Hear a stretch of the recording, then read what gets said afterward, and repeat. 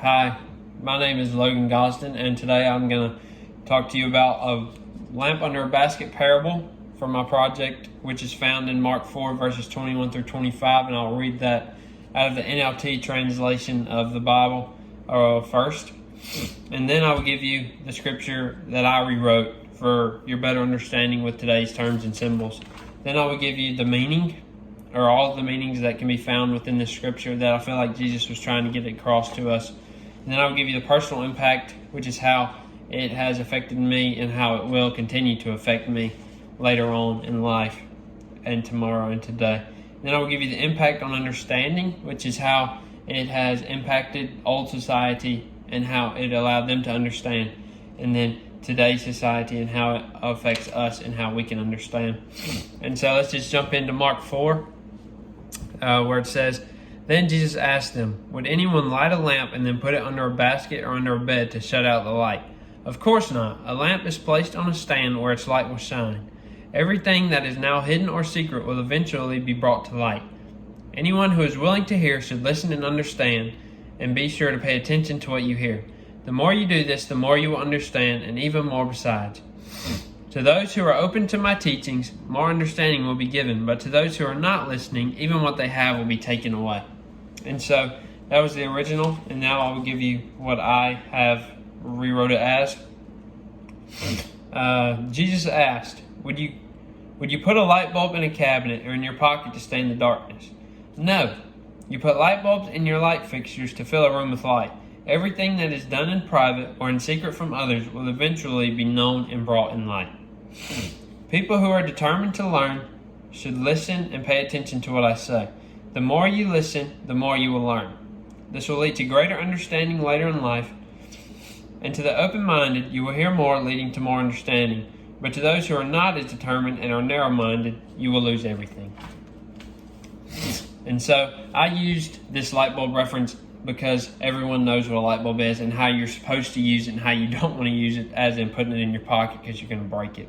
And so I felt like that was a lot easier for us to understand than an oil lamp, which Jesus was referencing to in the original parable.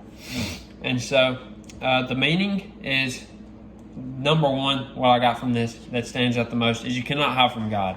God's going to know what you do and when you do it and why you did it. And so that's given to us in basically the exact middle of the parable.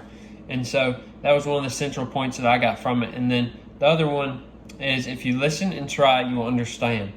God will help you understand. He will talk to you in a way that you're able to understand. He talks to little kids, and he helps all different kinds of people. I mean, my granddad was a pastor forever, his whole life, and he didn't even go to high school. Like he couldn't read, but he was able to read his Bible, and he was able to hear God talking to him. And so there's no excuse for you not to be able to, just have an open heart and try your hardest, and he will help you most definitely. And then use things the way they are meant to be used. And so, God gives us these tools in life to use, like this light bulb. He gives us this so that we don't stub our toe on the chair, or we don't trip over our dog if they get in our way. And that way, when we were little kids, we didn't get scared so much. And so that's one of the many things, is we need to use them how God intends for us to use them. And then he gives us many tools to use. And so that's he gives us the Bible, which is a tool for everyday life and spiritual life and human life. And it gives us a great leading into how we should live our life and the way we should want to live. It gives us great examples of what to do when we come to trials and tribulations. And then it also gives us examples like when Jesus was tempted in the desert. It helps us know that we're not alone, and we shouldn't give up. We can still push through and persevere. And then the last thing, or one of the last things, is if we turn our backs on God, our world will fall apart. That's the last thing he tells us in the parable, where he says, if you don't listen, you're going to lose everything. And so we need to listen to God, and we need to keep an open heart and an open mind, and we need to want his will be done. So we need to want the best for God, and he will want the best for us. And then the personal impact that it's had on me is, the first thing is I need to do things God's way and not mine. And so if I'm doing things that are my way and not God's way, that's mostly means that I'm going to be wanting to do something that's a secret from somebody, which isn't good and it isn't healthy, because you're going to be worried about that forever, pretty much, if you can remember it. And so you're going to have to answer for it one day. It might be good for your earthly life, but then when you get to God and He's asking you and holding you accountable for your actions, you're going to have to answer for it. And so we don't need to try to hide from God, because that's pointless and it's just going to take wasteful energy that we don't need to give up.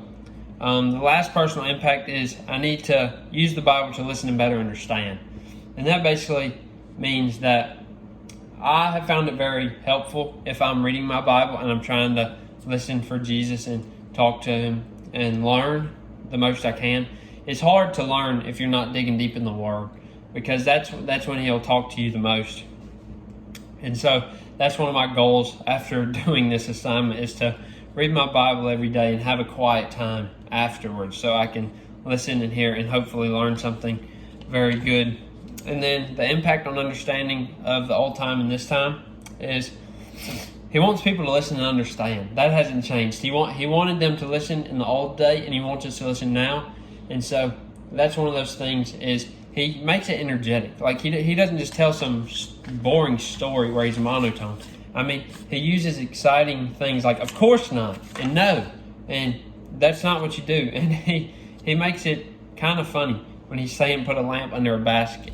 And then another thing is He gets His point across fairly quickly. And so that's very good, because back then he wasn't in one place for long. Like, He was on the move very quickly.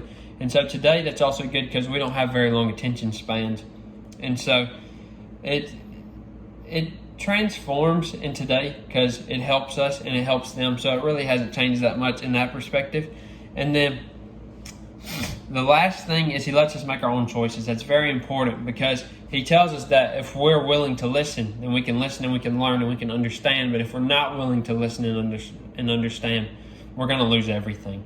And so He's not saying that I'm going to make you listen or I'm going to make you not listen. Like, you get to make your own choices, but those come with their consequences. And so He wants us to know that, and He keeps it up front and forward with us, that what we do is going to have consequences. And so I hope you learned something from this, and I'm so glad that I finally made my time. And I hope this light bulb helped you remember something that you won't forget, and that will help you learn and listen and talk to God more. Thank you.